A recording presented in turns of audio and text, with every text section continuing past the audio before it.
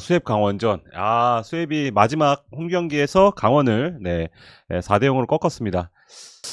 수원FC가 전반 5분 만에 정승원 선수의 멋진 중거리로 선제골을 넣었고, 김태환이 41분에 세트피스에서 추가골 넣으면서, 사실 수원FC는 정말 투쟁적으로 마지막 홈 경기를 뭔가 잡겠다는 그런 의지, 한참 좋았을 때, 전반기 한참 좋았을 때 그런 뭐 활동량이나 에너지가 잘 나왔던 것 같고, 반면에 강원은 이게 그 황문기의 결장 때문인지, 또 중원의 어떤 이유현이 그 사이드로 가면서 중원에 생긴 그 어떤 중원 싸움에서 밀렸기 때문인지 전혀 강원이 원하는 플레이를 하지 못했습니다. 그게 후반에도 이어졌죠. 그래서 정승배의 미친 가마차기, 데뷔골이라고 하는데 후반 22분에 미친 가마차기가 나왔고, 마지막은 안데르손 무슨 뭐 왼발잡인가요? 오른발잡인가요? 네, 여기서는 가운데로 파고들다가 왼발로 때렸는데, 이번 라운드에서 링가드의 울산전 골과 봤을 때, 클래스 있는 선수는 정말 저렇게 차는구나. 우리가 흔히 유럽 축구에서 볼 수 있는 깔아서 정말 골키퍼가 막기 힘들게 차는 그걸 또 왼발로 넣어서 4대 0 승리를, 아이고 아코디언님 감사드립니다. 네, 최대한 더 취재를 또 해보겠습니다. 그래서 결국은 수원FC가 4대 0으로 이기면서 뭐 순위는 변화가 없었지만 그래도 4위권과의 승점차를 추격할 수 있었고, 강원은 이렇게 마무리를 좀 2위로 하고 싶길 좀 바랬을 텐데 대패를 하면서 살짝 분위기가 좀 처지게 됐습니다. 확실히 여러 차례 말씀드린 대로 김은중 감독 되게 좋은 감독이라고 생각해요. 이 경기에 좀 다 나왔어.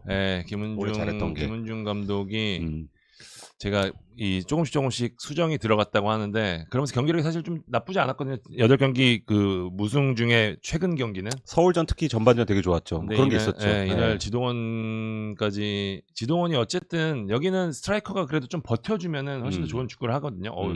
많은 분들 1200분이 넘게 오셨네요. 좋아요 좀 부탁드리겠습니다. 좋아요 부탁드리겠습니다. 어쨌든 답을 꾸준히 찾으면서 세종파파님 감사합니다. 결과를 만들어냈습니다. 저는 남은 시즌은 좀 파이널 A에서 경기는 결과로서는 좀 쉽지 않겠다 생각했었는데 어떻게든 만들어내더라고요. 수원FC는 제가 언제적 라이브 방송에서 최순호 단장의 거취는 나갈 것 같다라고 말씀을 드렸는데 분위기가 급격히 바뀌었습니다. 잔류 쪽으로 좀 가닥이 잡히는 모습입니다. 이전에 사실 이 자리 쪽을 노리는 그 분이 계셨는데 그분이 사실 이제 나이가 된 상태여가지고 그래서 시에서도 사실 마땅한 대안이 없고 뭐 여러 가지로 최순호 단장이 남을 것 같은데, 최순호 단장은 잔류할 것으로 보입니다. 쥐구멍 해떴다님께서는 뭐 손준호 선수 얘기하면서 책임져야 된다는 의견도 있고, 강원은 뭐 지금 추가적으로 김병지 대표나 혹은 윤정환 감독 거취에 대해서는 뭐 달라진 건 아직까지 없는 것 같아요. 그렇죠. 윤정환 감독 얘기하셨는데, 일단 연장 계약 2년 옵션이 있는 거 행사하려면 이달 말까지 어쨌든 제한을 해야 되거든요. 근데 아직 뭐 20일 정도가 남았기 때문에 그 사이에 할지 아마 A매치 휴식기 때 뭔가 본격적으로 얘기가 되지 않을까 싶습니다. 조금 더 기다리셔야 될 것 같습니다. 근데 뭐 2년 옵션 행사한다고 뭐 바로 되는 게 아니고, 뭐 연봉 협상이나 여러 기타 다른 또 협상을 해야 되기 때문에 그런 점까지 감안을 해서 대표가 좀 정하지 않을까 싶습니다. 자, 서울 울산전으로 넘어가 볼까요? 네, 빠르게 넘어가겠습니다. 이게 제가 알기로는 2주의 매치입니다. 그 말은 뭐 비록 뭐 승리한 팀 없고 골은 많이 나오지 않았지만 가장 재밌었다. 경기는 재밌었다. 그러니까 제가 이 K리그에서 볼 수 있는 정몽기 아우님 아닙니다.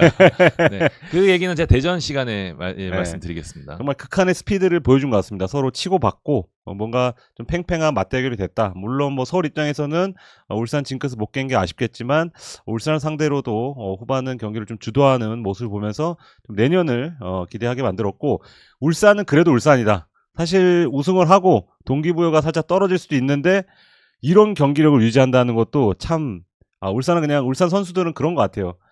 우린 진짜 안 질래. 우린 지기 싫어. 그리고 우리가 질 수가 없어라고 말하는 것 같아요. 제가 이치님 얘기한 대로 잔디 좋아져서 있어, 진짜 스피드업 된 거 있어. 근데 그거를 또 깔아찰 수 있는 선수가 많았잖아. 보야니치, 뭐 기성용, 고승범, 그러니까 좋은 선수들이 좋은 경기 펼친 건데, 울산은 딱 전북이 그러니까 그 뭐 4연패 5연패 할 때 그런 느낌이에요. 그냥 우리 역전도 가능하고 우리 뭐 지금 지고 있더라도 우리 따라잡을 수 있어. 그리고 니네가 공격 숫자가 더 많아도 우리는 실점하지 않을 거야라는 것을 이 경기 너무 잘 보여주는 거예요. 그러니까 만약에 서울이 이렇게 몰아친다 후반에 거의 일방적이었죠. 뭐 골대도 맞추고. 근데 그러면은 웬만한 구단은 좀 흔들릴 것 같은데 그래도 울산은 뭐 선방도 있고 수비진의 어떤 클리어링으로 잘 넘어가는 걸 보면서 저는 서울이 뭐 더 잘했다고 말하시는 분들도 계시지만 울산이 울산이라고 좀 정리할 수 있는 경기 같습니다. 네. 그러니까 고승범 그리고 특히 전 김판호 감독이 아마 굉장한 노림수라고 봐요. 그 침투해서 골 넣는 게 여러분 뭐 저 울산 팬분들은 잘 아시겠지만 지금 계속 나오고 있거든요. 여름에 아마 동해안 더비에서 그걸로 아마 헤딩골인가 한번 넣었고 그리고 지난 경기에서도 침투해서 그 루빅손의 크로스 받아 그것도 포항전이었죠. 뭐 이 서울 수비진이 그래도 레벨이 있는 선수들이 많은데 그것을 정말 오프사이드는 볼 필요도 없을 정도로 기가 막히게 뚫는 걸 보면서 이건 뭐 감독이 어떤 노림수도 있겠지만 고승범은 도대체 뭔가 체력도 그렇고 마무리는 왜 이렇게 좋아? 난 솔직히 요새 주민기보다 좋은 것 같아. 원샷 원킬이라니까. 여러분 맞죠? 지금 또 김판우 감독 오면서 더 성장한 것 같아요. 예, 더 잘 활용하는 것 같아요. 전임 감독보다는 예, 그런 생각이 들었고 그래도 후반에 결국은 링가드가 그 한 번의 찬스 주민규를 공 뺏어서 기성용 패스 받아서 링가드 골 넣는 것도 링가드의 클래스도 볼 수 있었던 그런 경기였습니다. 네. 여러분 좋아요 좀 부탁드리겠습니다. 이동경도 그렇고 이 두 선수는 지금은 소속은 다르지만 혼자 더비를 치르고 있는 것 같았어요. 네, 두 경기를 보면서 이동경 선수도 포항 상대로 날아다녔거든요. 모처럼 날아다녔는데 혼자 동해안 더비를 치르고 있고 그 고승범 선수는 마치 이게 슈퍼매치인 것처럼 정말 아주 좋은 경기를 했던 것 같습니다. 네. 박주영 선수 맞아요. 너무 깜짝 놀랐어. 맞아요.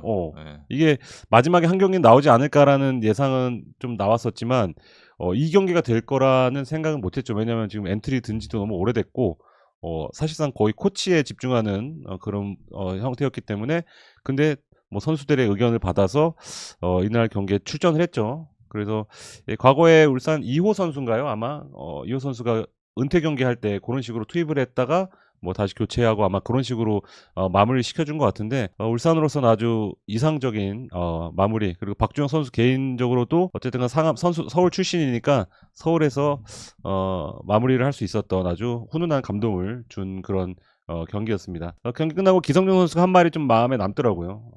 뭐 양박 쌍용 중에서 지금 양박이 지금 다 둘째 박이 지금 떠난다. 이제 쌍용만 남았다고 그런 인스타글을 남긴 걸 봤는데 그리고 함선우 선수를 제가 그래도 좀 알아봤는데 들리는 말에 의하면은 일단 나간 건 아닌 것 같습니다. 지금 네. 들리는 말에 의하면 들리는 말에 의하면 나간 건 아닌 것 같은데 누구? 함선우라고 링가드 베스트 프렌드가 있어요. 근데 이제 셋업백인데 이 경기 출전은 많이 하지 못하는 신인 선수인데 좀 더 정확한 얘기는 번리가 아니라 본머스라고 들었어요. 관심 있는 건 오히려 본머스다. 근데 함선우가 청대 대표 출신이어서 그때 뭔가 본머스가 꽂혀서 뭐 K리그 와서도 함선우 한번 보고 갔다고 뭐 이런 얘기도 있었는데 본머스 오히려 간다면 본머스일 거다라는 얘기를 들었습니다. 함선우 메뉴 아니고요. 번리는 조금 더 취재를 해보겠습니다. 지금 만약에 번리 나갔다면은 그것도 대형 이슈인데 뭐 다각도로 취재해봤지만 안 나간 것 같다고 한 거 보니까 아직은 아닌 것 같은데 근데 본머스랑은 어느 정도의 이야기가 좀 있었다. 되게 신기한 게 함선우가 그렇게 영어를 잘하지 않는데요. 근데 링가드 꼭 데리고 다녀. 그러니까 거의 딸 호프의 뭐 거의 삼촌처럼 링가드 친구 전형이래요. 친구 전형이면은 뭐 노팅엄 가야 되는 거 아니야? 어쨌거나 그 함선우 선수가 간다면 그것도 김지수에 이어서 아주 큰 뉴스가 될 것 같습니다. 네.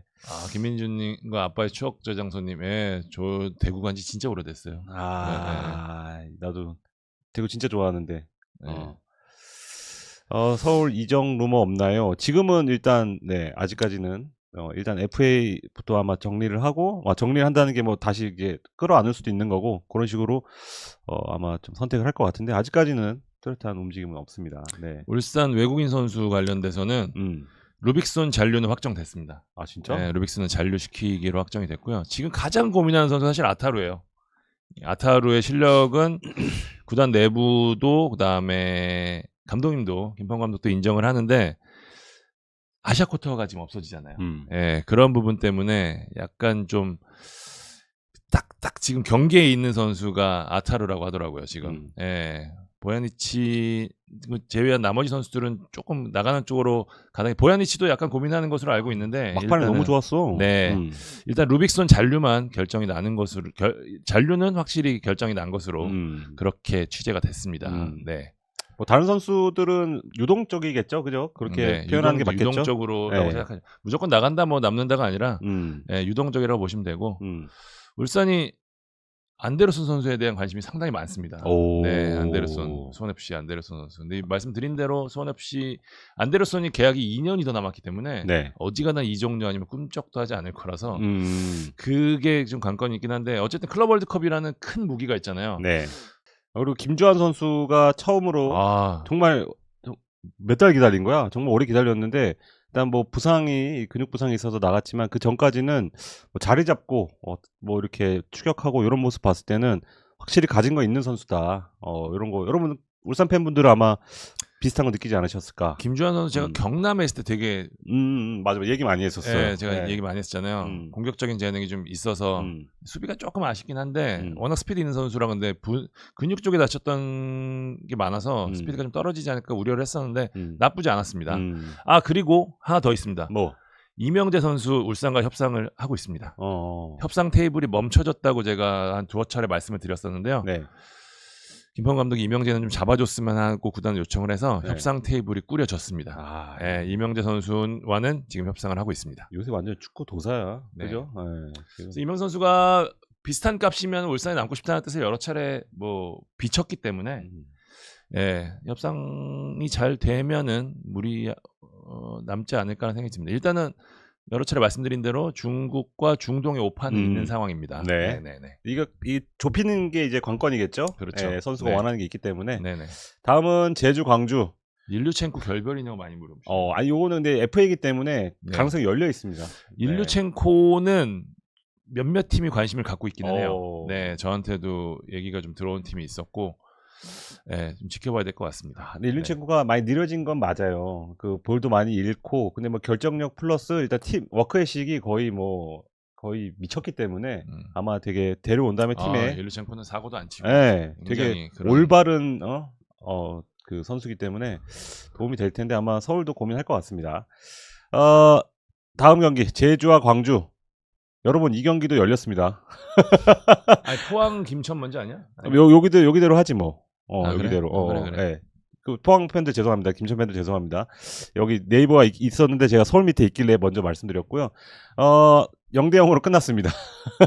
이거는 뭐 아마 양쪽 구단도 머쓱한 경기가 되지 않았을까. 사실 뭐 이벤트 뭐 걸려 있는 것도 많이 없었고, 그런 경기에서 딱 그에 걸맞은 막 뚜렷하게 되게 치열한 찬스도 많이 없었던 것 같고, 누구도 관심을 갖지 못한 경기가 됐는데 사이좋게 아니에요, 김천 패싱 아닙니다, 여러분. 1점씩 나눠 가졌습니다. 뭐 일단 저는 이제 대표팀에 뽑히지 못한 정호연 선수는 그때 한번 얘기했나? 이 에이전트를 바꿨어요. 네, 최근에 바꿨죠. 에이전트가 바뀌어서 조금 더 뭐 유럽 진출을 위한 그 포석을 위해서 에이전트를 바꾼 거고 지금 에이전트도 그쪽에 맞춰서 움직이고 있습니다. 정호연을 아이고 파스텔로님 감사드립니다.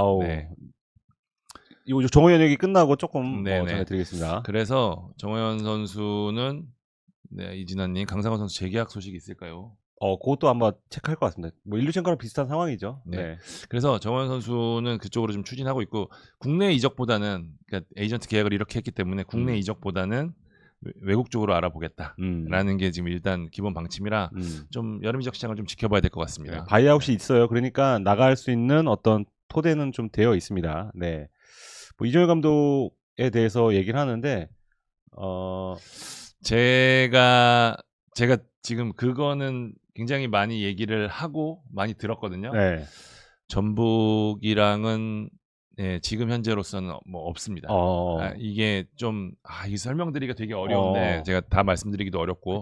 전북도 감독이 있고 광주랑도 지금 계약이 돼 있기 때문에 전북이 뭐 이정효 감독을 노린다? 이거는 전혀 사실과는 다릅니다. 그거는 확실히 말씀드릴 수 있습니다. 제가 추가로 드릴 수 있는 거는 뭐 파스텔로님께서도 호연을 해주셨으니까 그 일본 얘기가 좀 나왔었잖아요. 일본 얘기는 계속 지금도 나오고 있죠. 근데 그 팀 중에 하나는 제가 들은 거는 저기예요. 콘사도레 삿포로. 삿포로 여기 조금 올드 버전. 올드 버전. 네. 삿포로 뭐 그 얘기는 조금 지나갔어요. 네, 삿포로는 좀 올드 버전이고 어쨌든 일본에서 굉장히 관심을 갖고 있고 이정효 감독도 일본에서 만약 코리아 오면은 그건 고민할 만한데라고 생각을 해요. 네. 네, 그래서 강등됐어요. 삿포로 강등됐어. 맞아요. 네, 그래서 국내보다는 그쪽이 더 왜냐하면은 국내로 이적할 시에는 이제 선수들에 대한 미안함도 좀 상당히 많고 네, 그런 부분도 있고 해서 근데 일단 이정효 감독이 코리아 온 건 없습니다. 그거는 제가 매일 확인을 하니까 네. 그러니까 삿포로에서 이 페트코비치 감독이 올 시즌 끝나고 나가요. 근데 굉장한 베테랑인데 지금 사실 그분 혼자 힘으로 예산 없는 삿포로 지금까지 끌고 온 거거든요. 공격 축구로. 근데 그분이 올 시즌 끝나고 나갈 것 같으니까 뭐 이정효 감독에게 조금 관심을 표명한 정도다. 근데 지금 강등이 됐으니까 아마 이정효 감독도 아코디언님 다 아셔? 뭐? 좀 봐봐. 맞지 않아? 맞습니다. 네. 먼저 깠으니까. 그냥 우리는 얘기 안 할게요. 맞습니다. 이것만 해. 그러니까 수삼은 몰라. 수삼 몰라. 근데 관심 있는 건 알아요. 뒤에 두 명은 제가 근데 알기로 못다는 말고도 관심 있는 팀이 되게 많아요. 그러면은 바로 포항 김천전. 네. 팀수 늘려야 된다, 여러분. 그렇게 한번 주장을 해보고요. 포항 김천전은 이 수원FC 강원전처럼 다소 의외의 일방적인 경기가 나왔는데 김천이 3대0으로 승리했습니다. 일단 이거는 한 단어로 정리할 수 있을 것 같은데 이동경이죠. 이동경 선수가 최근에 컨디션도 좋지 않고 살짝 내부적으로 뭐 동기부여도 살짝 좀 떨어진 것 같다는 얘기도 있었고 근데 이날만큼은 제주 한마디도 안 나왔대요. 제가 쥐어짜겠습니다. 좀 이따 잠시만 기다려 주십시오. 후반 2분에 이동경이 선제골을 넣었고 서민우 득점 장면에서도 그 가운데로 접는 그 드리블은 이동경이 괜히 천재가 아니구나. 뭐 요렇게 좀 평가가 됩니다. 그래서 제가 그 비하인드를 좀 파봤더니 이동경 선수와 정종영 감독이 좀 면담을 좀 했다 그래요. 이동경 선수가 최근에 폼이 좋지 않은 이유 그리고 대표팀에 이번에 안 뽑혔잖아요. 뽑히지 않은 이유 요런 거에 대해서 좀 얘기를 나눴고 지금 이번에 김봉수가 뽑히고 이런 걸 봤을 때는 기회는 좀 열려 있다. 그래서 이동경 너가 좀 더 잘할 수 있는 거 돋보일 수 있는 플레이를 좀 하고 팀을 위해서 좀 수비적으로 좀 가담을 해주는 것도 동시에 해주면은 더 좋아지지 않을까 뭐 이런 상담을 했는데 이번 경기에서는 좀 울산 시절 때 좋았던 그런 폼이 나온 것 같습니다. 네, 너무 늦게 나온 게 선수는 좀 아쉬울 수 있지만 확실히 이동경은 이동경이다라는 걸 알 수 있었고요. 뭐 김승섭도 부상 돌아와서 지금 계속 골 넣으면서 좋은 모습 보였습니다. 근데 걱정은 아무래도 포항이죠. 네, 포항도 어쨌든 홈 뭐 최종전 뭐 이런 의미를 따졌을 때는 그래도 적어도 마지막 경기는 뭔가 좀 잡고 이렇게 분위기를 좀 바꾸길 바랬을 텐데 아무래도 포항은 코리아컵에 좀 더 집중이 될 수밖에 없는 그렇죠, 상황이죠. 그렇죠. 네. 근데 뭐 어쨌든간 지금 베스트 11을 크게 바꿀 수 없는 그런 상황임을 감안하더라도 주전급이 나왔는데 경기력 자체가 조금 많이 밀리는 모습, 특히 중원 싸움이 되지 않고 일단 뭐 상대 선방도 있었지만 이 조르지를 중심으로 한 공격진에 마무리가 되지 않는 거. 그리고 제가 듣기로는 들은 겁니다. 가장 고민이 되는 지점이 이 베테랑들이에요. 그러니까 베테랑들이 잘못을 하고 있다. 팀을 뭐 해치고 있다. 이런 의미 절대 아니고. 근데 이제 성적이 좋을 때 만약에 베테랑이 벤치에 있다. 그러면은 뭐 만사 오케이. 베테랑들도 우쭈쭈 해줄 수 있고 밥 사 먹일 수 있고 이런 분위기가 나는데 성적이 안 좋을 때 항상 고민이 이 베테랑이라 그럽니다. 그러니까 뒤에 얘기하겠지만 인천도 그런 문제가 어느 정도 좀 있었던 것 같고 전북도 역시도 그런 어떤 분위기 만드는 데 있어서 좀 어려움을 겪는데 포항이 거기에 좀 걸린 게 아닌가 싶어요. 일단 베테랑 선수가 많은데 그중에 다수가 지금 FA가 되는 상황인데다가 재계약은 시즌 뒤로 미룬 것 같고 재계약 여부는 그런 상황에서 경기력이 또 안 나오고 있으니까 전체적인 선수들의 폼이 좀 떨어진 게 아닌가. 뭐 그런 생각이 진짜 들었어요. 많아요. 포항에 실제로 나갈 가능성이 많다는 얘기가 많이 들리고 그러면서 포항은 조금 젊은 선수들로 리빌딩 뭐 이렇게 표현하면 좀 리빌딩이라고 해야 되나요? 좀 아까 그래서 얘기 나왔죠. 사실 만 기자가 여러 차례 라이브 할 때마다 좀 얘기했던 선수가 사실은 김범수 선수였는데 그걸 대놓고 말할 수 있는 상황이 아니어서 근데 서로적이 나왔다고 하니까 뭐 시원하게 얘기하면 김범수 선수는 포항 여러분 갈 것 같고요. 저희가 얘기한 거 아닙니다. 네. 네. 갈 것 같고 아까 얘기했던 강원의 최한수 선수도 마찬가지고 예. 이게 예민한 부분이 있어서 네, 예민한 부분이 저희가 말씀을 못 드리고 있었습니다. 아마 아시는 이유일 겁니다. 이게 아무리 FA여도 지금 뭐 그 조심스러운 부분이 있어서 그리고 제가 들은 겁니다. 신광훈 선수는 조금 가능성이 좀 있다. 가능성이 뭐야? 재계약 가능성. 재계약. FA 선수를 아마 이제 판단을 할 텐데 신광훈 선수가 올 시즌 보여준 뭐 퍼포먼스나 그리고 팀 내에서 영향력 같은 걸 봤을 때는 조금 뭐 더 할 수 있지 않을까 이런 전망이 좀 나옵니다. 그 포항은 약간 이동희 성공 사례에 대해서 조금 되게 긍정적으로 생각을 해요. 맞아요. 네, 그래서 좀 그런 류의 약간 좀 젊고 흙 속의 진주를 찾아서 조금 빌딩을 하고 싶다라는 생각을 갖고 있어서 네. 그런 류의 선수들을 좀 많이 지켜보고 있습니다. 조르지 선수는 관심이 좀 꽤 있어요. 특히 이브리그 팀들은 조르지 다시 오면 통할 것 같은데 이 소리 되게 많이 하거든요. 네, 그래서 좀 관심을 갖고 있는 것으로 알고 있습니다. 네, 그리고 김천은 나왔나요? 이거 제가 여기서 풀려고 좀 준비를 해놨는데 일단 그 합격자 발표를 3월로 미뤘어. 왜? 12월 발표인데. 왜? 그거는 아무도 몰라요. 그들 마음이야. 병무청 마음이야. 와, 그러면은 시즌 준비하기가 엄청 힘들 것 같아요. 엄청 힘들어요. 네. 만약에 FA인데 만약 12월에 합격을 해요. 그럼 일단 재계약하고 가라. 뭐 이런 케이스가 있잖아요. 근데 3월까지 아마 백수인 상태로 군대 가는 선수 나올 수도 있어요. 그 구단이 지금 발칵 뒤집혔습니다. 뭐 하는 거냐. 예. 그 3월 발표 이거는 사실 쉽게 일어난 일이 아니어서 이게 좀 그런데 이미 소문이 아니에요. 이미 저겁니다. 구단에 통보를 했어요? 선수들한테 다 문자가 갔습니다. 병무청에서. 병무청에서 문자가 갔어요. 3월에 발표, 4월에 합류 아마 그런 문자가 가서 이미 다 실기 시험 보고 기다리고 있는데 3월까지 선수들도 기다려야 돼요. 와, 그럼 내가 어떻게 될지 내 미래를 결정을 못 할 텐데. 모르겠네. 그러니까 동계훈련은 가야 돼. 어떻게 해야 돼? 동계훈련 열심히 하겠어? 동계훈련은 가야지. 3월에 군대 만약에 된다면, 근데 어느 정도는 나오잖아. 내가 될지 안 될지는 그렇죠. 판가름이 되는데, 근데 지금 약간 그 경계에 있는 선수들은 아마 어떻게 해야 될까? 구단도 고민이 많을 것 같습니다. 3개월 계약할 수도 없는 거고. 그럼 네. 되게 어렵네요. 그리고 또 심지어 12월 말에 여러분 또 뽑아요. 신병을. 또 신청받아. 그건 아마 여름인가 아마 9월인가 뭐 들어오는 선수들인데 그것도 뭐가 겹쳐갖고 되게 복잡해. 네. 와, 내가 선수면 진짜 완전 멘붕인데 이거. 멘붕이지. 내가 지금 생각했는데 오 끔찍한데 지금. 네, 합격 받아놓고 겨울 좀 쉬고 여행도 가고 이렇게 리프레시 하고 싶은 선수들이 있었을 텐데 3월까지 일단은 좀 기다려야 된다는 거. 네. 협회는 뭐예요 하는데 그거 컨트롤 안 되는 것 같습니다. 일단 그거는 안 돼요. 네. 이거는 협회나 연맹이 할 수 있는 게 아니에요. 국가가 하는 거니까 뭐 네. 병무청이니까. 그래서 예전에도 제가 기사 한번 그때 썼었던 기억이 있었거든요. 네. 그때도 갑자기 통보해가지고 네. 그때도 그랬고 사실 연맹에서는 이거를 최대한 빨리 선수들이 피해가지 않게 알려주는데 초점을 맞추지 이걸 바꿀 수는 없습니다. 다음은 창 기자가 다녀온 전북과 대구전. 제주 팬분들 죄송합니다. 제가 이따가 지금 머리로 쥐어 짜고 있습니다. 좀이라도 전해드리겠습니다. 승리해서 풀었다고. 그래서 아까 나왔다고 한 거구나. 네, 전북이 3대1로 승리를 했습니다. 네, 전북이 스플릿 라운드 이후로 처음으로 골을 넣고 처음으로 승리를 했습니다. 전반에도 좀 답답한 양상이었어요. 계속해서 전북이 어쨌든 그래도 인천전보다는 공격적으로 나섰음에도 불구하고 전체적으로 그 문선민 쪽으로 가는 루트가 아니면 좀 위협적이지가 않았고요. 근데 거기서 또 마무리가 좀 잘 안 되었기 때문에 좀 전체적으로 좀 전반에 그랬는데 어쨌든 후반에 김지근 선수 골을 시작으로 후반에 투입된 권창훈 선수, 이승우 선수의 연속골이 터지면서 귀중한 3대1 이러면서 전북은 탈꼴찌에는 꼴찌는 되지 않는 부분이 좀 확정이 됐죠. 그러면서 이제 승강 플레이오프 이 전북과 대구 두 팀이 뭐 이따 호수랄 인천과 대전전을 통해서도 결정이 났지만 두 팀이 승강 플레이오프에 가게 됐습니다.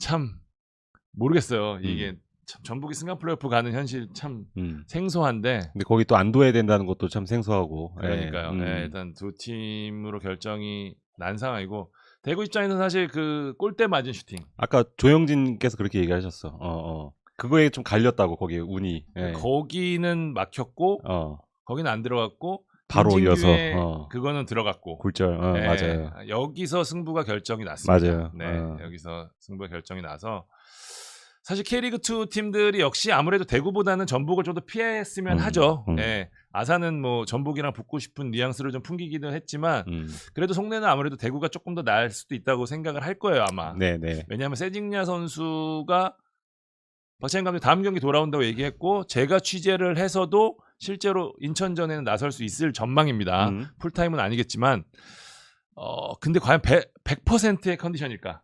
그치. 예민한 부분이니까 또 갈비뼈가 미세골절이거든요. 그 부분에 대한 우려가 좀 있어. 사실 인천전에 무리해서 뛰었다가 또 재발이 되거나 이러면 네. 대구 입장에서는 플레이오프에 대한 부담이 상당히 커져서 일단 그럼에도 불구하고 아마 두 팀은 선택은 못하겠지만 마지막 경기를 통해서 11등이 될지 10등이 될지에 대한 부분이 결정이 나겠지만 어쨌든 많은 K리그 팀들은 일단은 전북은 피했으면 좋겠다라고 생각을 하고 있습니다. 플레이오프에 올라갔던. 나래도 그러겠다. 일단 뭐 아무래도 백업만 봐도 막 뭐 권창훈, 이승우 선수가 백업인데 뭐 무시무시하죠. 근데 그 운이 확실히 뭐 다른 것도 맞지만 투쟁심 같은 것도 최근 경기 중에선 가장 좋았던 것 같아요. 제가 볼 때는. 김태환, 한국영 선수가 굉장히 좀 투쟁심을 보여줬고요. 역시 베테랑 선수들이 이때는 조금 해줘야 되는 부분들이 다시 한번 좀 느껴졌고 대구는 사실 세징야 없을 때 해줘야 되는 바셀로스 선수가 상당히 좀 부진해서 그게 좀 상당히 좀 아쉬웠습니다. 정재성 선수도 기대만큼은 아니었고요. 일단은 황재현 이외에는 사실 대구에서는 저는 그렇게 돋보이진 않았어요. 황재현까요? 두 선수가 상당히 좀 돋보였었고 어쨌든 두 팀이 이제 플레이오프에 갑니다. 참 대구도 뭐 어쨌든 감사합니다. 감사합니다. 용래형한테 근데 홍철은 일단 뭐 사과를 했더라고요. SNS 통해서 사과를 했습니다. 전북 후임 감독 이야기 계속 하시는데 제가 계속 취재해봐도 김두현으로 계속 간다는 쪽이 조금 더 무게가 쏠려 있어요. 물론 최종적인 결과를 봐야겠지만 일단 내부적으로는 김두현 감독이 그럼에도 긍정적인 부분이 많다라고 평가하는 게 좀 높아요. 그 생각은 제가 정확하게 말씀드릴 수 있습니다. 그래서 이 시즌이 어떻게 마무리되느냐가 상당히 좀 중요할 것 같아요. 그러니까 김두현 뭐 감독이 나간다, 잔류한다 이건 정확히 하지만 무게추로 치면은 지금 5.5 대 4.5, 뭐 6대 4까지는 아니더라도 그래도 꽤 김두현 감독 팀이 그래도 조금 더 쏠려 있다. 그 정도는 이건 정확하게 말씀드릴 수 있습니다. 제가 복수의 관계자들한테 확인한 부분이니까 종신까지는 아니고요. 그렇게 너무 좀 극단적으로 가지 마시고 전북도 외국인 선수에 대한 지금 찾고 있어요. 찾아야 돼. 지금 유럽에 이제 그 트랜스퍼룸인가 뭐 그 이제 그걸 하러 갈 거예요. 이제 그 얘기 하더라고. 수원 FC 제가 이 얘기하려다가 좀 까먹었는데 외국인? 수원 FC는 외국인 선수를 보고 스카우터가 최근 들어왔죠. 그래서 2명의 선수 스트라이커랑 윙포워드 2명의 선수를 봐서 최순호 단장이랑 감독한테 보고를 했대요. 그랬더니 괜찮네라는 얘기까지 나와서 이 선수들과에 대한 협상이 들어갈 수도 있을 것 같습니다. 어쨌든 지금 브라질 선수, 독일 선수 한 명 봤다고 하더라고요. 하고 전북으로 다시 이어지도록 하겠습니다. 어쨌든 전북이 그래서 지금 외국인 선수에 대한 교체에 대한 부분도 좀 염두에 두고 하고 있는데 일단은 뭐 내년에 예산이 깎인다 이런 뉘앙스는 전혀 없대요. 그래서 일단은 그런 뉘앙스는 전혀 없어서 아마도 올해랑 비슷한 수준의 선수들을 할 수도 있는데 일단 이제 마이클이 새로 왔기 때문에 지금 마이클과 지금 마이클 디렉터와 굉장히 긴밀한 대화를 좀 나누고 있거든요. 그래서 사실 지금 이도현 단장 같은 경우에는 전북의 정확한 이 철학과 방향성에 대한 부분이 결정돼야 된다는 부분을 좀 많이 생각하고 있는 부분이 있어서 그 부분을 일단은 우선적으로 그러니까 이게 또 김두현 감독 거치랑도 연결이 될 수 있고 그렇죠. 근데 지금 현재로서는 외국인 선수를 뽑기가 애매해. 감독 생각, 마이클 생각, 뭐 프런트 생각이 좀 다를 수밖에 없는 구조라서 일단 좀 시즌이 좀 마무리돼야 될 것으로 보입니다. 일단. 근데 외국인 또 바꾸면 정말 예산 삭감이 없다는 게 아니라 그렇지 않을 거라는 뉘앙스를 비쳤다고 합니다. 정말 돈 많이 쓴 비용 진짜 부담 없어요.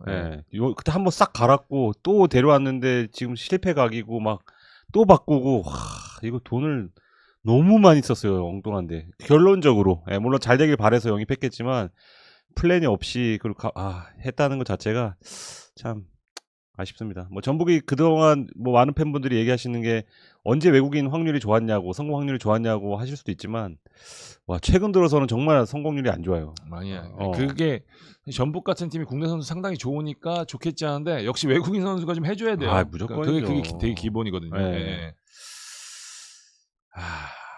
대구는 황재현 선수는 계속해서 이제 여러 팀들의 러브콜을 받고 있습니다. 그쵸. 네. 근데 이적료가 엄청 비싸요. 엄청 비싸요.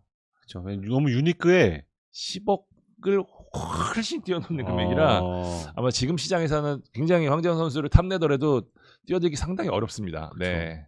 풀백 돼지, 미들 돼지, 군대도 면제받았지. 활동량 10억을 좋지. 훨씬 뛰어넘는다고요. 네. 1 송민규가 될 수도 있겠네. 내가 만약에 필요하다면은 송민규보다 비싸요 지금. 진짜? 대구가 정해놓은 저거는. 네.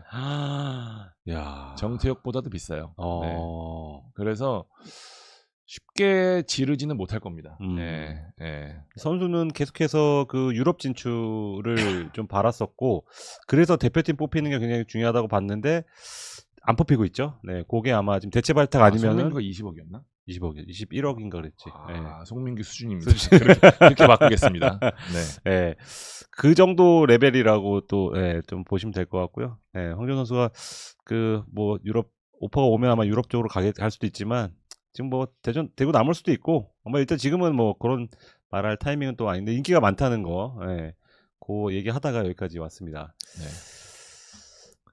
마지막으로 인천 대전으로 갈까요? 이게 뭐 어쩌다 보니까 마지막에 하게 됐는데 사실 안타깝습니다. 인천 팬들 많이 속상하실 것 같고 잔류왕의 신화가 깨졌습니다. 경기 얘기만 살짝 하고 인천이 왜 강등됐는지 조금 얘기하면 좋을 것 같은데요. 15분 만에 일단 마사랑 안톤한테 두 골을 허용하면서 일단 제가 경기장에 없었지만 좀 분위기가 많이 차가워졌을 것 같습니다. 어쩔 수 없이 일단 이겨도 뭐 불안한 상황에서 너무 쉽게 실점을 했고 뭐 제루소가 한 골 따라잡혔지만 또 후반에 뭐 김승대의 골치 장면도 있었고 여러모로 경기력적으로도 인천이 대전을 잡긴 좀 어려웠던 경기. 선택이 조금 아쉬웠어요. 대전이 어쨌든 위에서 누르는 축구를 하는 팀이기 때문에 조금 내려서 가지고 전반은 조금 기다리고 사실 인천 내부에서 그 얘기 있었다고요. 이제 이날 경기 이렇게 할 것 같습니다라고 이제 얘기를 하니까 내부에서 문지환을 썼으면 좋을 텐데라는 생각을 좀 했다고 그러더라고요. 안정적으로 했으니까. 네네. 결과적으로 저는 그 선택이 좀 아쉬웠던 것 같아요. 좀 약간은 조금 너무 덤비지 않았나. 왜냐면은 대전도 같이 올라와서 하는 팀인데 그 부분이 조금 사실 이날 같은 선택을 오히려 전북전 했어야 되지 않았나라는 생각이 좀 들어서 이 부분이 좀 이날 경기는 좀 아쉬웠습니다. 득점할 수 있는 부분도 상당히 좀 아쉬웠고 인천이 기어코 강등이 됐습니다. 제가 여러 차례 말씀드리고 기사도 쓰고 했는데 인천의 강등은 좀 아니란 선택. 인천이 지난 몇 년간 상당히 좋아지기는 했지만 조성 감독이 시즌 전에 저한테 그랬었어요. 올해가 제일 위험해요. 그러니까 변화 없이 한 시즌을 치른다는 게 상당히 위험한데 그 부분이 좀 걸린다는 얘기를 좀 했었거든요.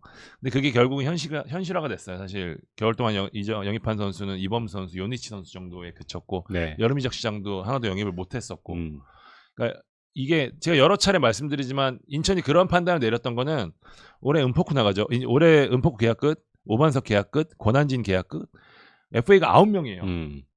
이 선수들 대충 연봉 계산하면 30억이 넘어요. 그러니까 이거 잘 정리하면 내년에 새 판을 짤 수 있겠다는 생각했는데 제가 오늘 기사에도 썼지만 인천이 살아남았을 때는 다음 생각 안 했어요. 오늘만 살자였어요. 그치. 근데 그거를 생각했던 게 좀 일단 안일했던 부분이 있고 두 번째는 감독 교체 타이밍에서 최악이었어. 변재섭 대행으로 끝까지 가려는 게 당초에 인천의 계획이었어요. 전재섭 대행이 어쨌든 P급도 있었고 잘하면 우리는 이렇게 때우고는 표현이겠다. 이렇게 버티고 나중에 새 시즌에 새로운 감독을 선임해서 가자 이거였는데 거기서 꼬여버렸어요. 안 되겠다 싶었지. 그러면서 최영 감독 부랴부랴 선임했는데 사실 최영 감독도 그렇게 뭐 내부적으로 평가가 좋긴 했지만 경험이 많은 분이 아니었고 가장 문제는 너무 늦었어. 늦었고 가장 문제는 여름 이적 시장이 닫히고 들어왔기 때문에 맞아. 그러니까 8월 2일인가 뭐 최영 감독이 계속 얘기하는 게 그거였어요. 오른쪽 윙포 하나만 있었으면 내가 생각하는 포백을 완벽하게 할 수 있을 텐데. 센터백도 있었어야 되고 지나고 보면 그래서 좀 결과적으로 그런 안일한 몇 가지 선택 때문에 상당히 안 좋은 결과로 이어지게 됐습니다. 결과적으로는 강등이 됐고요. 인천은 출혈이 좀 있을 것 같습니다. 일단 뭐 대표이사도 나간다는 이야기를 좀 계속 했었고, 인터뷰도 했죠. 최영 감독 같은 경우에는 일단은 계약 기간이 내년까지입니다. 네. 그러니까 이거를 책임지고 지금까지는 구단과 상의하겠다는 건데 최영 감독은 일단은 내년까지 하고 싶다라는 뜻을 갖고 있는 것으로 알고 있고요. 구단은 좀 고민을 하는 것 같은데 그럴 경우에는 또 자녀 연봉을 주고 나가야 되는 상황이라 그리고 최영 감독이 자기의 축구를 펼치기에는 아직까지 이렇다 할 지원을 받거나 혹은 시간을 가진 건 아니니까 그래서 일단은 최영 감독에 대한 거치는 조금 지켜봐야 될 것 같고 오히려 전달수 대표의 거취가 어떻게 되느냐가 상당히 중요한데 나가긴 나갈 것 같습니다. 이번에는 나가시긴 나가실 것 같은데 전달수 대표가 그 안에서 어떤 역할을 하고 나갈지가 상당히 중요한데 지금 인천은 이름을 까도 되나? 그 옛날에 그 대한축구협회 계시던 분? 저기 그 기획사도 하시고 그분이 이제 들어올 거로 유력하다고 하는데 J? 아니 S.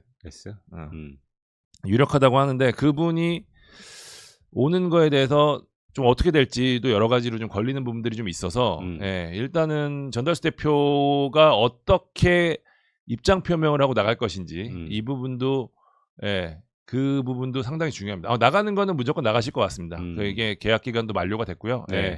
그래서 그 거취 표명을 어떻게 하느냐에 따라서 최영근 감독의 거취, 그 다음에 차기 대표이사가 어떤 분이 올지에 대한 부분도 분명히 결정이 날 것 같아요. 그리고 또 아무래도 말씀드린 대로 일단은 기본적으로 은포쿠, 오반석, 권한진이 나가서 세이브되는 부분들이 상당히 많아요. 일단은 내년 예산은 깎이는 걸 일부에 잔류했어도 깎이는 거를 결정이 났었어요. 네네. 근데 아마 2부로 가니까 조금 더 떨어지겠죠.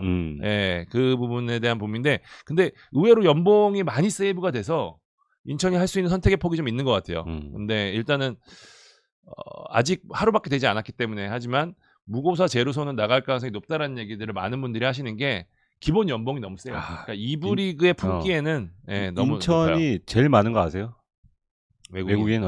지금 4위, 5위였잖아 작년 기준으로. 두 선수가 100만 불이 다 넘으니까 연봉이. 그렇기 때문에 두 선수는 나갈 것 같은데 제르소 선수 같은 경우는 바이아웃이 있고요. 무고사 선수 같은 경우에는 벌써 콜이 좀 있다고 합니다. 중동 쪽에서 좀 관심을 보이는 분들이 팀들이 좀 있어서 모르죠. 근데 또 이 갑자기 낭만이 돼가지고 뭐 남을 수도 있고 또 그러는데 어쨌든 인천은 상당히 겨울 동안에 많은 변화의 폭이 있을 것으로 보입니다. 일단 그래서 지금 여기 또 알짜 선수들도 몇 명 있고요. 근데 뭐 추가적으로 뭐 차기자가 너무 정리를 잘해줬는데 저는 올해 패착이 아니라고 생각을 해요. 인천은 일단 ACL을 나가고 진출하고 나서 작년부터 뭐 더 나아가면 지지난해부터 어떤 잘못된 선택들이 계속 켜켜이 쌓였다. 왜냐하면 2022 시즌과 2023 시즌의 연봉을 비교했을 때 34%가 올랐어요. 인천이. 다른 팀들보다 압도적으로 올랐어요. 뭐 ACL 나가니까 선수 숫자도 늘리고 좋은 선수도 영입했는데 비싸게 데리고 일단 인천이 수당을 굉장히 많이 줬습니다. 수당이 어느 팀보다 지금 많은 팀이 인천인데 근데 그러다 보니까 이 분위기를 잡는데 굉장히 좀 어려웠다. 일단 그 중복되는 포지션도 상당히 많았고 영입도 얘 필요하다. 얘 필요하다. 그럼 너무 영입을 했어요. 근데 그것도 비싸게 데려왔죠. 뭐 3년 픽스로 누구도 데려오고 뭐 연봉 15억 줘서 데려오고. 근데 그 선택들이 이 한 번만 했으면 또 모르겠는데 너무 많았어. 그러니까 이 팀 자체가 구성이 굉장히 엉성하게 됐죠. 그래서 이 시즌 초반부터 안 좋았던 이유가 뭔가 신선한 맛이 없다 그래야 되나? 감독 전술도 그대로였고 선수들도 그대로였고 근데 선수들은 나이는 들고 그리고 못 뛰는 선수들의 불만도 나오고 근데 그런데 여름에 어쨌거나 그 감독이 바뀌고 근데 새로운 감독이 왔잖아요. 창기자 얘기한 대로 여름 이적 시장 끝나고 들어왔단 말이에요. 그럼 이제 구단이랑 감독이랑 얘기를 해야죠. 우리 선수 구성은 포백에 최적화되지 않았다. 3백에서만 잘하는 센터백만 지금 즐비하다. 그러면은 우리가 감독님이 하시는 축구도 물론 인정하고 하지만 우리가 잘할 수 있는 거를 좀 해서 올해 일단 살고 내년에 우리가 좀 물갈이해서 밀어드리겠다라고 하던가 아니면 좀 그 어떤 합의점을 찾아야 되는데 오자마자 갑자기 김건희가 나오네. 그리고 갑자기 포백을 쓰네. 그러니까 이게 혼란이 생길 수밖에 없죠. 왜냐면 그거에 맞는 선수들 영입되지도 않았고 그거에 맞는 선수도 팀에 없다 보니까 그러니까 거기서 저는 꼬인 게 아닌가. 예. 뭐 황선홍 감독이나 뭐 누구는 오랜 시간이 있었기 때문에 시행착오 겪으면서 뭐 바꿨다고 하는데 인천은 그런 시간이 너무 촉박했기 때문에 더 오히려 제주 같은 선택을 한다거나 이 현실적으로 조금 우리가 재미없더라도 팬들이 싫어하더라도 승점을 딸 수 있는데 초점을 맞춰서 해야 됐어야 되는데 너무 이 막 갑자기 공격 축구를 하겠다 그러고 뭐 포백을 써서 근데 경기력도 안 나오고 그러니까 거기서 선수들과 충돌이 일어날 수밖에 없고 그러니까 구단의 선택, 감독의 선택이 저는 최악이었다고 봐요 다. 예. 감독의 경험도 뭐 없는 감독을 뽑은 구단도 잘못이지만 들어와서 인천을 잘할 거라고 생각했지만 막상 인천을 잘 몰랐던 것 같고 감독이 그러니까 너무나 안 좋은 게 다 쌓인 것 같습니다. 예. 건희 씨는 그분이야. 죄송합니다. 정치 얘기 그만이라고. 죄송합니다. 네. 아무튼 인천은 큰 벽의 변화가 있을 겁니다. 김현수 선수도 이제 군대 가야 되고요. 네. 예, 뭐 센터백도 지금 델브리치도 지금 나가려고 하는 것 같고, 예. 인천 올 겨울에 어떻게 될지 예, 굉장히 좀 지켜봐야 되는 팀이고 대전 밥신 얘기 계속 하셔가지고 뭐야? 임대인가? 밥신은 임대요, 임대. 진짜? 임대인데 완전 이적으로 영입을 하려고 합니다. 지금 황선홍 감독은 오늘 그러니까 이 경기 베스트 11이죠. 김준범, 마사, 뭐 밥신, 이순민, 뭐 안톤, 김현우, 뭐 김문환 이 라인을 네. 건들고 싶지 않아 해요. 예, 그러니까 밥신 완전 이적으로 데려오려고 합니다. 그리고 밥신 에이전트랑도 얘기를 하고 있는 것으로 알고 있고요. 네. 그래서 대전의 잔류는 저는 황선홍 감독이 좀 진화했다고 생각해요. 네, 전술적으로는 원래 좀 아이디어가 많으셨던 분이긴 한데 예전보다는 귀가 많이 넓어졌어요. 귀를 많이 여셨어요. 예. 제가 황선홍 감독 사실 사석에서 만나는 뭐 만 기자도 뭐 여러 번 만나서 알겠지만 되게 젠틀하고 되게 좋으신 분이에요. 정말 양반. 그죠? 진짜 좋은 사람인데 의외로 선수단 사이에서는 제가 느끼는 이 황선홍이랑 감독에 대한 사람에 대한 평가를 선수들은 그 정도로 하지 않더라고요. 딱 나도 그럴 수 있을 것 같아. 왜냐면 거기서 또 부딪히는 게 있으니까. 네. 근데 제가 느꼈던 그런 황선홍의 좋은 인간성 이런 것들을 느낄 수 있게 최근에는 많이 좀 바뀌었어요. 예, 그러면서 사실 제일 걱정했던 게 이제 40명이 넘는 이 저거를 비대한 스쿼드를 어떻게 컨트롤할 것인가 궁금했는데 되게 잘했어요. 굉장히 잘했어요. 그러면서 사실 대전 게임 보면 느끼겠지만 베스트 11 상당히 열심히 뛰고 벤치에서 항상 골 들어가면 끌어안고 뭐 이런 팀 케미가 상당히 좋았어요. 예, 황선홍 감독이 그 부분은 상당히 좀 그 부분에서 진화했다라는 생각이 좀 들고 전술적인 부분에서도 사실 뭐 요시다 코치와 상의를 하면서 네. 지금 형태를 잘 만들었고 잘 만들었죠. 예, 저는 내년에도 상당히 이 축구가 경쟁력이 있을 거라고 생각합니다. 사실 앞에서 누르는 게 사실 알고도 물론 뒷공간이 취약할 수도 있는데 네. 안톤 김현우면 상당히 좋은 김현우 선수는 재계약을 완료했다고 합니다. 네네. 안톤 김현우 선수 지금 올해 되게 좋았고 여기 보면은 사실 윤도영 선수가 내년 어떻게 될지는 좀 애매하긴 하지만 왼쪽 백 정도만 영입이 되면 사실 이 멤버에서는 어느 정도는 경쟁력이 갖춰집니다. 왼쪽 백은 지금 여러 선수를 지금 물망에 올려놓고 지금 하는 것으로 알고 있습니다. 예. 어쨌든 대전 잔류를 하면서 내년 시즌에는 준비를 할 것 같고 황선홍 감독이 전문 공격수를 좀 더 갖고 올 것인지 아니면은 지금의 이 제로투 형태를 유지할 건지에 대한 고민은 좀 마지막 경기까지 좀 한다고 하더라고요. 그거에 따라서 좀 선수 영입 전체적인 기조가 좀 바뀔 것으로 좀 보입니다. 네. 구택 얘기도 많이 나오네요. 너무 아쉽죠. 2년간 네, 부상이 너무 많아서. 구택은 평가는 참 좋아요. 구택은 연습하고 그러면 되게 좋대요. 그리고 구택이 마인드가 되게 좋거든요. 열심히 뛰고. 근데 전체적으로 조금 이 무릎이나 이런 것 때문에 좀 안 좋은 게 좀 있어서 네. 구택 선수는 뭐 당장에 거치는 확인을 하지 않았습니다만은 일단은 계약 기간이 남아 있어서 대전 같은 경우에는 일단은 선수를 더하는 것보다는 빼는 게 좀 중요한 상황이라 그거에 대한 고민도 좀 하고 있습니다. 네네. 자, 여기까지 하겠습니다. 여기까지 하겠습니다. 예, 여러분 늦은 밤 감사합니다. 감사합니다. 네.